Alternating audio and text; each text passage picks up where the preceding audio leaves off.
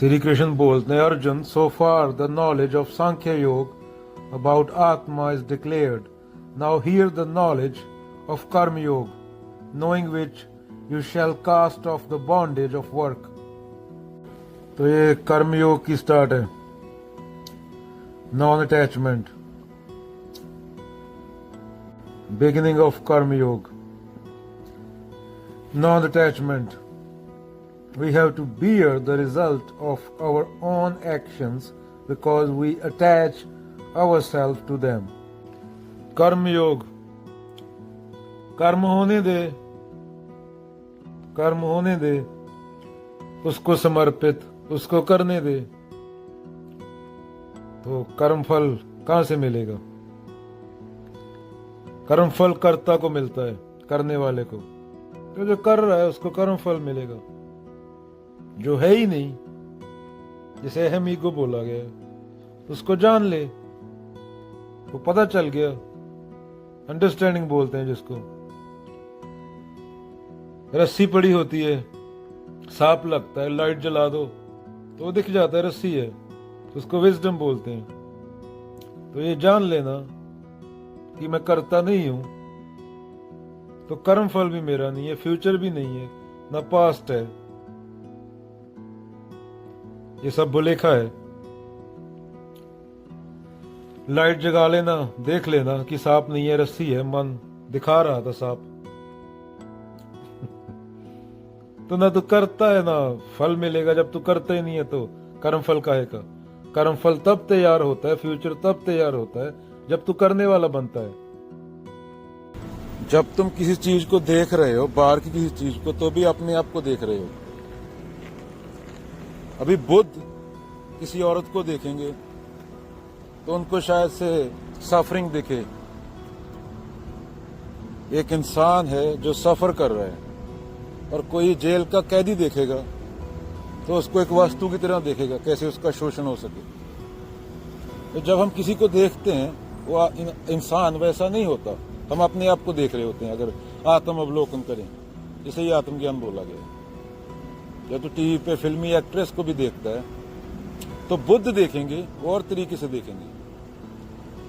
और कोई रेपिस्ट या बलात्कारी देखेगा, वो और तरीके से देखेगा. तो वो खुद को ही देख रहा होता है, खुद के अंदर के विकारों को. अगर आत्म अवलोकन हो जाए तो उसको दिख जाता है कि वो कौन है दूसरे व्यक्ति के जरिए.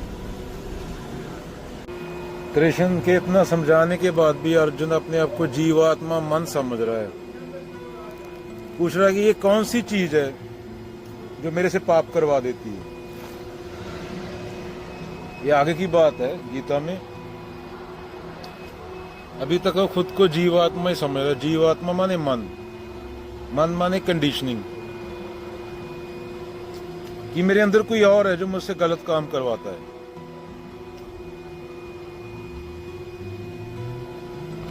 आज भी लोग बोलते हैं ना, मैंने किया नहीं, मुझसे हो गया, पता नहीं कैसे हुआ, बस हो गया, बहक गया था, गलती हो गई.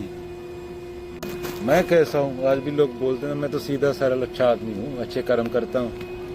मुझसे कोई गलत करवा देता है, जब कुछ पकड़ा जाता है तो पता नहीं कौन है. इसलिए आत्मज्ञान जरूरी है. और जो घटना ताजी ताजी हुई होती है उसको मन पकड़ता है, उसको अहम पकड़ता है. अभी गीता का एक चैप्टर पढ़ा, लगने लगा सब क्लियर हो गया. गीता का एक चैप्टर पढ़ा, लगा सब क्लियर हो गया. पहले जो 10 चैप्टर पढ़े वो भूल गया कि यही था बस सब. तो उससे बच के रहना, वो अहम है, ईगो है वो. इसे मैनेजमेंट में रीसेंसी इफेक्ट कहते हैं, इकोनॉमिक्स में रीसेंसी बायस. जो चीज अभी अभी हुई होती है, फ्रेश घटना, वो मन पकड़ता है, पुरानी घटनाओं को भूल जाता है. और जो ताजी हुई होती है उसको लगता है अभी अभी हुआ, सब जान गया, वो भी अहम है. कृष्ण बोल रहे हैं कि अर्जुन, अगर तुझे राज्य का मोह होता तो मैं खुद बोलता तो जा, तूने अपना बंधन देख लिया और उसको काट दिया. ये धर्म युद्ध ना होता और तेरे राज्य का मोह होता, क्योंकि मोस्टली लड़ाइयां हिस्ट्री में, पूरी मोस्टली क्या 100% राज्य के मोह के लिए लड़ी गई हैं. इसको राज्य का मोह है, तो उसको अपना मोह देख लेना चाहिए। और उसने अपना मोह जीत लिया, लड़ाई खत्म। लड़ाई खुद से ही होती है ना। और यहाँ पे तेरा राज्य के मोह की लड़ाई नहीं है ना, यहाँ पे बड़ी लड़ाई है उससे, यहाँ पे धर्म युद्ध है। और जी मैं जानता हूँ, तेरा बाल सखा रहा हूँ, बचपन से तेरे साथ हूँ, कि तुझमें राज्य का कोई लोभ नहीं है। हाँ, पर अटैचमेंट तुझमें रही है अपने भाइयों के प्रति, भीष्म पितामह के प्रति। तो तेरा बंधन राज्य का मोह नहीं है, तेरा बंधन परिवार के प्रति मोह है। और सत्य इन चीजों से परे होता है, आत्मज्ञानी इन चीजों से परे होता है।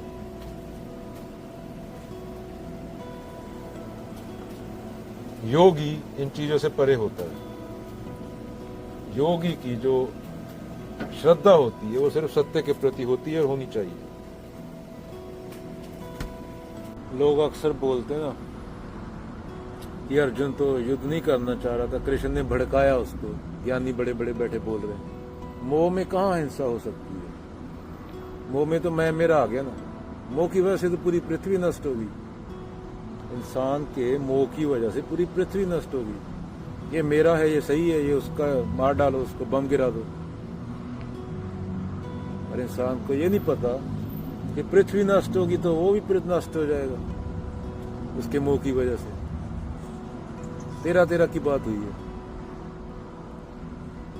उसका होना पृथ्वी से है, पृथ्वी का होना उससे नहीं है। पृथ्वी बहुत पुरानी है, मनुष्य भी है। नया माल मार्केट में आता है ना, वो है मनुष्य। एक जज बोले दो बंदों ने बलात्कार किया हो, एक उसका बेटा और एक दूसरे को फांसी दे दे, अपने बेटे को मिठाई खिला के घर भेज दे, तो वो होता है ना, उसमें तो वायलेंस है।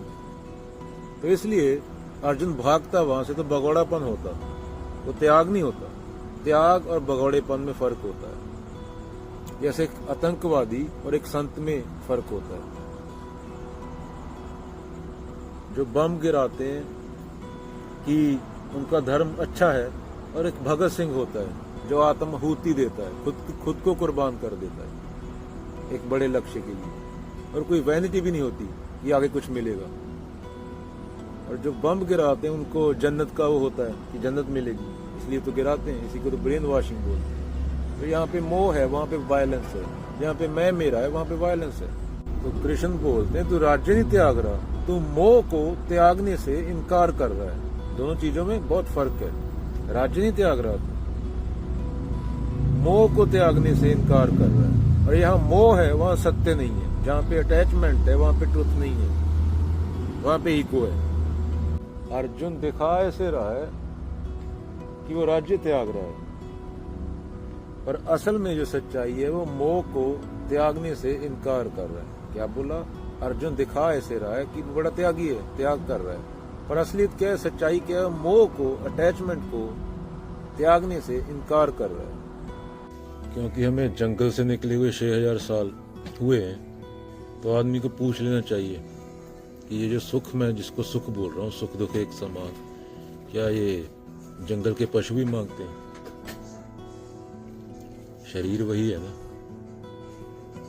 एवोल्यूशन वही है। जैसे बंदर को क्या चाहिए होती है? बंदरिया, दो चुनु मुन्नू। तो कृष्ण ये बोल रहे हैं कि वो सुख है नहीं, वो कल जाके तेरे लिए दुख बन जाएगा।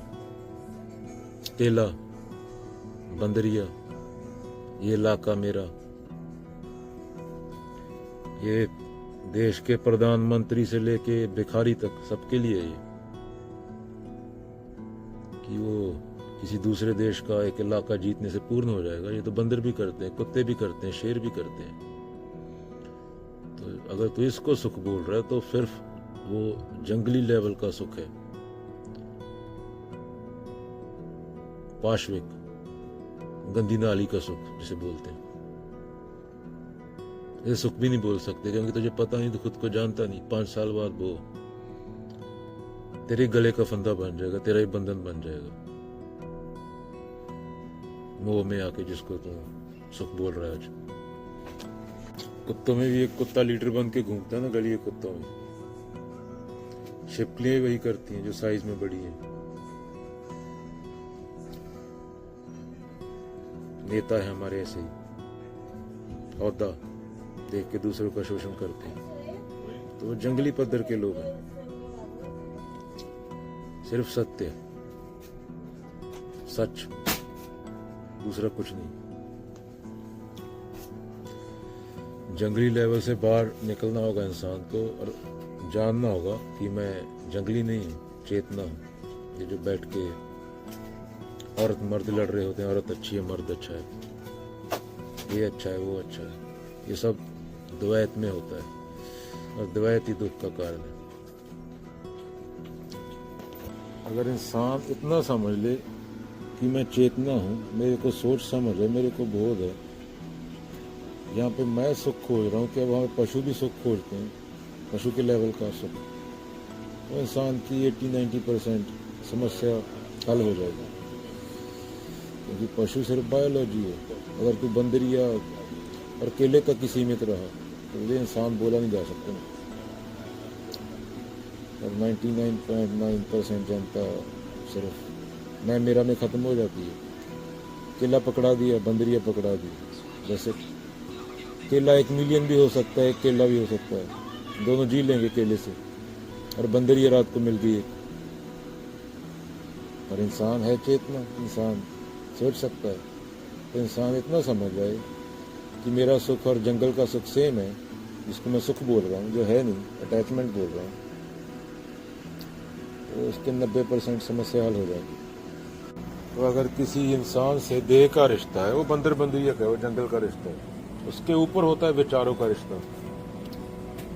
क्योंकि आदमी 24 घंटे सेक्स तो नहीं करेगा ना, 10 मिनट कर लेगा, 15 मिनट कर लेगा।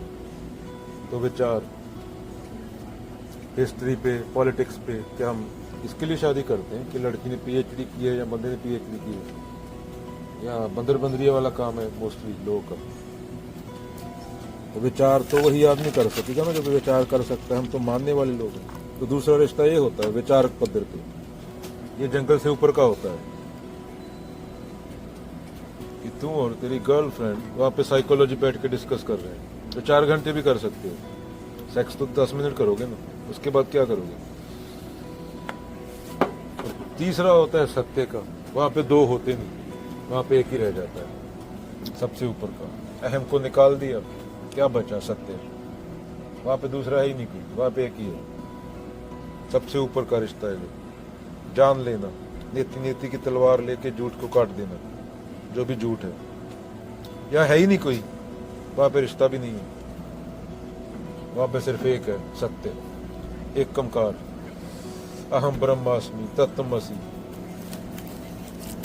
यह तो घर है प्रेम का, खाला का घर नहीं, शीस उतारे भूई धरे, तब बैठे घर माही कबीरा, तब बैठे घर माही। शीस माने ईगो, जिसको तो मैं समझ के बैठा, ये फिजिकल सर नहीं काटना, वो जो तेरे अंदर से मैं बोल रहा है, मैं हूं, वही पूरे कॉन्फ्लिक्ट ईगो का कारण है। वही जो समझे बैठा खुद को कुछ, जो बोल रहा है मैं करने वाला हूं, मैंने गरीब को खाना खिलाया, तेरी औकात कहाँ। सूरज है, हवा चल रही है, पूरी कंडीशन है खाना उगाने के लिए पहले से बनी हुई। तू कौन है? ये तो सारा बना बनाया मिल रहा है ना। अभी तूने उठा के किसी के मुंह में निवाला डाल दिया तो उसको कर्तव्य भाव आ गया। तेरा होना ही किसी और पे डिपेंड है। सूरज ना होता, हवा ना होती, पानी ना होता तो कहां से खाना खिलाया जाता किसी को। वैसे बोलते हैं टोटलिटी में सोचना। ये ईगो को थोड़ा निकाल के साइड पे रखना, नहीं तो ये ईगो कोई मूर्ख लोगों का चुना हुआ एक दिन पूरी धरती खत्म कर देगा। हम जंगली लेवल के लोग हैं, इसको साबित करती है एक बात याद आ गई। कबीर साहब नदी में खड़े होके पानी फेंक रहे होते हैं तो पंडित लोग पूछते हैं कि पानी क्यों फेंक रहे हो। कबीर साहब बोलते हैं मेरे घर के बाहर गार्डन है तो उनको पानी लगा रहा हूँ। तो कबीर साहब को पंडित बोलते हैं मूर्ख, पानी तो तेरा घर कितनी दूर है, पानी तो यहाँ फेंक रहा है, पौधों को कैसे लगेगा। तो कबीर जी पंडित लोगों से पूछते हैं कि तुम कैसे स्वर्ग में पानी भेज रहे हो। चीजें भेज रहे हो? मेरा घर तो फिर भी पास है, जो मर चुके हैं पहले तो ये साबित करो स्वर्ग है या नहीं है, और उसके बाद अगर कोई है तो मेरे घर से वो ज्यादा दूर होएगा ना। यहाँ आदमी मर के जाता है, जो तुम माने बैठे, तुम्हारी मान्यता है, तो तुम वहां पे चीजों कैसे भेज देते हो मरे हुए लोगों के पास? और तुम्हें किसने बताया कि मरे हुए लोग पानी पीते हैं? शरीर तो होता नहीं मरे, शरीर तो यहाँ पे रह जाता है।